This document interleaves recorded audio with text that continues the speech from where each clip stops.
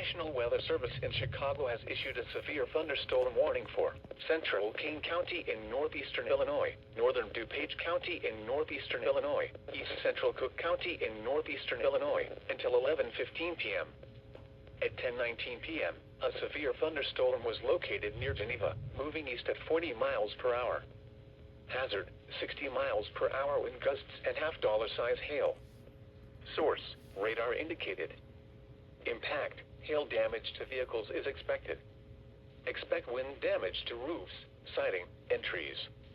Locations impacted include Chicago, Cicero, Berwyn, Wheaton, Oak Park, Elmhurst, Lombard, Bartlett, O'Hare Airport, Carroll Stream, Hanover Park, Park Ridge, Addison, Glendale Heights, Elk Grove Village, St. Charles, West Town, Austin, Lincoln Park, Chicago Loop, Lakeview, Irving Park, South Lawndale, Bridgeport, and West Ridge.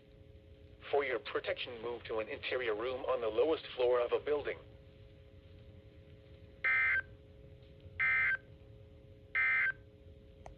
A severe